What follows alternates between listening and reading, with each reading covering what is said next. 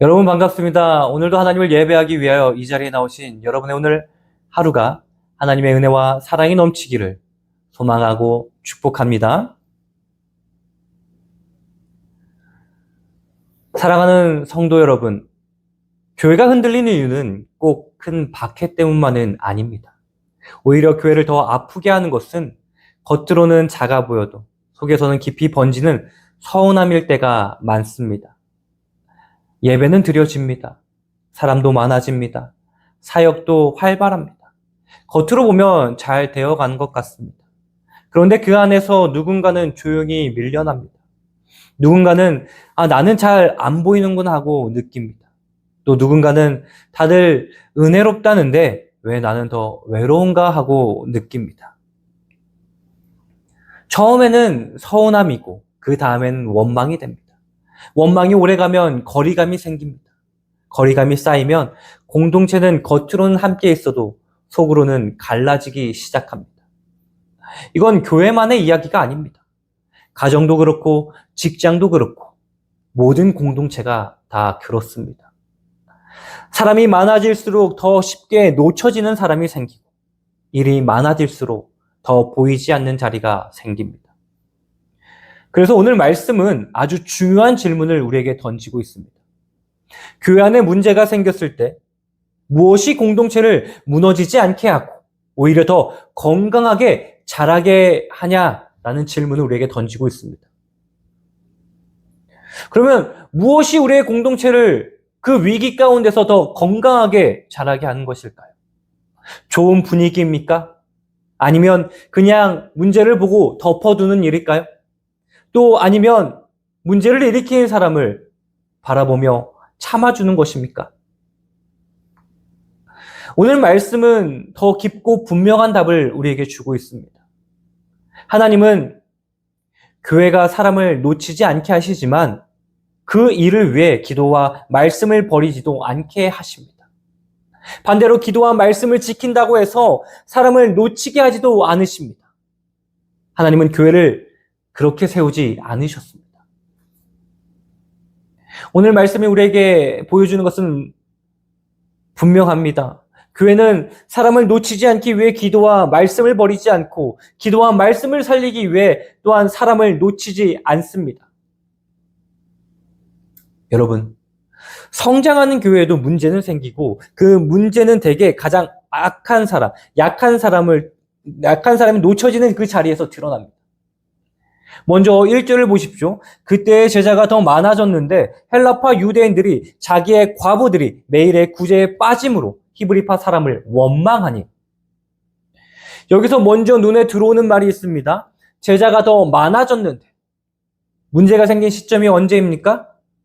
교회가 식어갈 때가 아닙니다. 오히려 부흥하고 있을 때입니다. 사람이 늘고 있습니다. 말씀이 퍼지고 있습니다. 복음이 힘있게 확장되어 가고 있습니다. 그런데 바로 그때 문제가 터져버립니다. 이건 우리가 꼭 기억해야 합니다. 교회가 건강하면 문제가 아예 없어지는 것이 아닙니다. 오히려 사람이 많아지고 사역이 넓어질수록 새로운 문제는 더 쉽게 생길 수 있습니다. 그럼 오늘 말씀의 문제는 무엇입니까? 헬라파 유대인들과 과부들이 매일의 구제에서 빠졌다라는 것입니다. 이건 우리가 단순한 실수 정도로만 보면 안 됩니다. 당시 과부는 가장 약한 자리의 사람들이었습니다. 그런데 그들이 빠졌습니다. 그리고 빠진 사람들이 하필이면 헬라파 유대인들이었습니다. 이 말은 무슨 뜻입니까? 공동체 안에 이미 언어의 차이, 문화의 차이, 익숙한 사람과 덜 익숙한 사람의 보이지 않는 그 경계가 있었다라는 것입니다. 히브리파는 더 중심에 있었고 헬라파는 더 쉽게 주변으로 밀려날 수 있었습니다. 복음 공동체 안에서도요, 편향이 스며들 수 있고 그 편향은 언제나 가장 약한 사람에게 가장 먼저 상처를 남긴다라는 것입니다. 그러니 오늘 말씀은 단순히 우리가 깜빡 빠뜨렸네 이 수준의 이야기가 아니라는 것이 교회 안에 이미 구조적으로 놓쳐지는 자리가 있었다라는 이야기입니다. 여러분, 이 교회가 정말로 건강한지 아닌지는요, 앞에 서 있는 사람이 얼마나 빛나는가 보다 뒤에서 쉽게 놓쳐지는 사람이 없는가에서 더 분명히 드러납니다. 그리고 원망은 대개 아무 이유 없이 생기지 않습니다. 원망은 자주 나는 보이지 않는구나 라는 그 마음에서 생겨납니다. 내 자리가 중요하지 않구나. 내 아픔은 아무도 몰라주는구나. 이 공동체 안에서도 나는 쉽게 밀려나는구나. 이 마음이 쌓이면 원망이 생깁니다. 그러니 오늘 말씀은 우리에게 아주 불편하지만 꼭 필요한 사실을 보여줍니다. 은혜가 있는 교회 안에서도 놓쳐지는 사람이 생길 수 있고 그 자리를 외면하면 공동체 안에서부터 흔들리기 시작합니다. 이건 지금 교회도 마찬가지입니다. 예배가 살아있어도 누군가는요, 외로울 수 있습니다. 사역이 활발해도 누군가는 계속 주변에 머물 수 있습니다. 은혜를 많이 말하는 공동체처럼 보여도요, 정작 연약한 사람, 계속 뒤로 밀릴 수 있습니다. 그래서 오늘 말씀은 우리를 공동체 안에 지금 놓쳐진 사람이 없는지를 묻고 있습니다. 내가 잘 돌아가는 것만 보고 있지. 밀려난 사람은 못 보고 있진 않은가? 나는 은혜를 말하고 있지만 실제로는 누군가의 필요를 그냥 못 본 척 지나치고 있진 않은가? 교회는 사람이 많아졌다는 사실만으로 건강해지지 않습니다. 교회는 가장 약한 사람을 놓치지 않을 때 건강해지는 것입니다. 그러면 오늘 말씀은 우리에게 어떻게 하라고 이야기하는 걸까요? 하나님은 문제를 덮지 않으시고 기도와 말씀의 중심을 지키면서도 사람을 살리는 구조로 세우십니다. 2절을 보십시오. 12사도가 모든 제자를 불러 이르되 우리가 하나님의 말씀을 제쳐놓고 접대를 일삼는 것이 마땅하지 아니하니. 우리가 이 말씀을 오해하면 안 됩니다. 사도들이 우리는 말씀만 중요하고 섬기는 일은 중요하지 않다라고 말하는 것이 아닙니다. 오히려 반대입니다. 구제와 돌봄의 일이 너무나 중요하기 때문에 아무렇게나 둘 수 없다라는 것입니다. 그리고 동시에 교회가 교회답게 서는 중심도 결코 흐려져서는 안 된다라는 것입니다. 사도들은 문제를 무시하지 않았습니다. 그 정도는 넘어가자라고 하지 않았고 원망하지 말라 말하며 덮지도 않았습니다. 공동체 전체를 불렀습니다. 문제를 인정했습니다. 그리고 분명하게 말했습니다. 말씀을 제쳐놓고 접대를 일삼는 것이 마땅하지 않다. 이 말은 섬김을 낮추는 말이 아니라 교회의 심장을 잃지 말라는 말입니다. 그리고 그 심장은 4절에서 분명하게 나옵니다. 우리는 오로지 기도하는 일과 말씀 사역에 힘쓰니라. 여기서 오늘 말씀의 핵심이 정확히 드러납니다. 교회를 살리는 중심은 단지 활동이 아닙니다. 기도와 말씀입니다. 교회가 진짜 교회답게 서려면 기도가 약해지면 안 됩니다. 말씀이 뒤로 밀리면 안 됩니다. 왜냐하면 교회의 생명은 여기서 나오기 때문입니다. 하나님 앞에 무릎을 꿇는 기도, 하나님의 뜻을 선포하는 말씀, 이 두 가지가 살아있어야 교회는 방향도 잃지 않고 능력도 잃지 않습니다. 그런데 동시에 사도들은 사람도 놓치지 않습니다. 우리는 기도와 말씀만 하겠다 하고 끝내지 않았습니다. 섬김의 문제를 반드시 해결하려 했습니다. 그래서 3절입니다.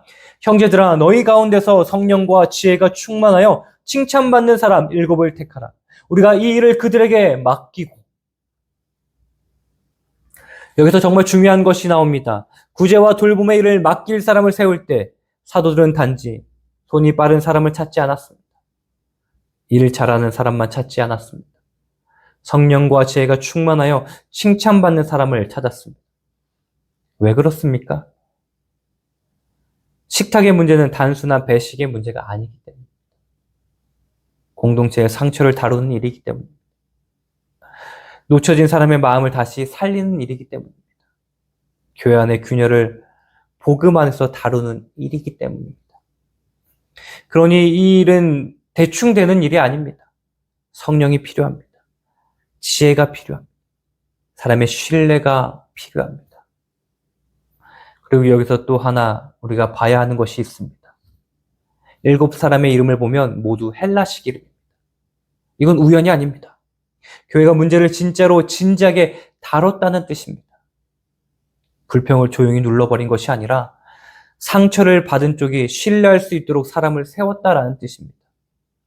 이건 단순히 좋은 사람을 뽑았다라는 정도가 아닙니다. 초대교회는 문제를 영적으로만 말하지 않습니다. 감정적으로만 위로하지도 않았습니다. 성령 안에서 사람을 세워 구조를 바로 세웠습니다. 이게 중요합니다. 교회는 문제를 덮어서 건강해지지 않습니다. 말로만 위로해서 건강해지지도 않습니다. 교회는 복음 안에서 정직하게 문제를 보고 사람을 세우고 질서를 세우고 놓쳐진 그 자리를 실제로 메울 때 건강해집니다. 그리고 그 결과가 7절입니다. 허다한 말씀이 점점 왕성하여 예루살렘에 있는 제자의 수가 더 심히 많아지고 허다한 제사장의 무리도 이 도에 복종하리라. 문제가 있었는데 무너지지 않았습니다. 오히려 더 건강하게 자랐습니다. 말씀이 왕성해졌습니다. 제자의 수가 더 많아졌습니다. 심지어 제사장들까지 이 도에 복종하게 되었습니다.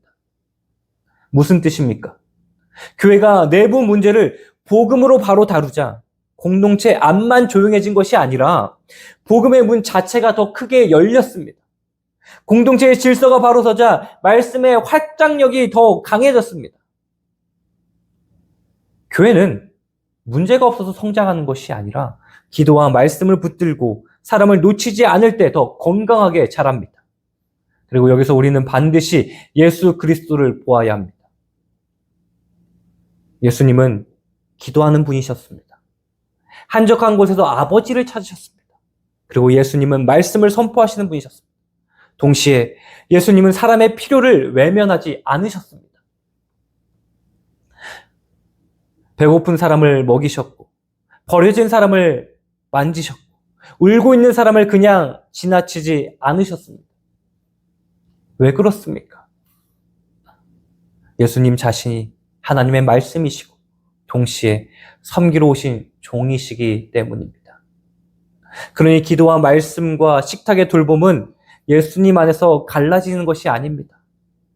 초대교회는 바로 그 예수님의 길을 따라가는 공동체였습니다. 그래서 오늘 말씀은 단지 교회의 행정에 관한 말씀이 아닙니다. 예수님의 몸된 교회가 무엇으로 서야 하는 것을 보여주는 말씀입니다. 그러니 교회는 불평을 퍼뜨리는 사람들이 아니라 놓쳐진 자리를 메우는 사람들과 질서를 세우는 사람들로 서야 합니다. 오늘 말씀을 듣고 우리는 쉽게 두 방향으로 잘못 갈 수 있습니다. 하나는 기도와 말씀이 중요하니까 실제 사람의 필요는 두 번째다라고 생각하는 것입니다. 다른 하나는 사람만 잘 챙기면 된다라고 생각하는 것입니다. 오늘 말씀은 둘 다 아니라고 말합니다. 기도도 살아야 하고 말씀도 살아야 합니다. 동시에 놓쳐진 사람도 외면하지 말아야 합니다. 그런데 오늘 말씀은 거기서 한 걸음 더 나아갑니다. 기도와 말씀과 섬김이 함께 살아있으려면 그 일을 실제로 감당할 사람들이 세워져야 한다라는 것입니다. 사도들은요, 문제를 보고 조용히 덮지 않았습니다. 공동체를 불렀고 문제를 인정했고 사람을 세웠고 질서를 세웠습니다. 그리고 놓쳐진 자리가 실제로 채워지게 했습니다. 이게 중요합니다. 교회는 문제를 느끼는 사람만 많다고 해서 건강해지는 것이 아닙니다. 교회는 그 문제를 복음 안에서 바르게 다룰 사람, 놓쳐진 자리를 메울 사람, 그리고 그 일이 계속되도록 질서를 세울 사람이 있을 때 건강해집니다. 여러분, 교회 안에는 언제나 두 종류의 사람들이 있습니다. 빈자리를 보며 말만 하는 사람, 그리고 그 빈자리를 보며 자신을 내어놓는 사람입니다.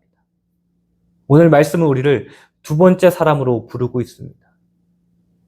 나는 지금 무엇을 하고 있습니까? 놓쳐진 사람을 보며 말만 하고 있습니까? 아니면 내가 그 자리를 조금이라도 메울 수 있는 사람으로 서고 있습니까?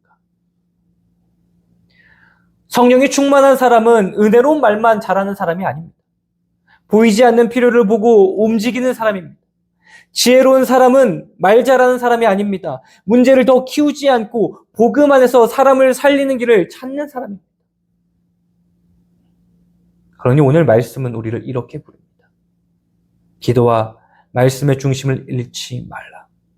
그러나 사람도 놓치지 말라. 불평을 퍼뜨리는 사람이 되지 말고 놓쳐진 자리를 메우는 사람이 되라. 그리고 그 일이 계속되도록 공동체의 질서도 함께 세워가라.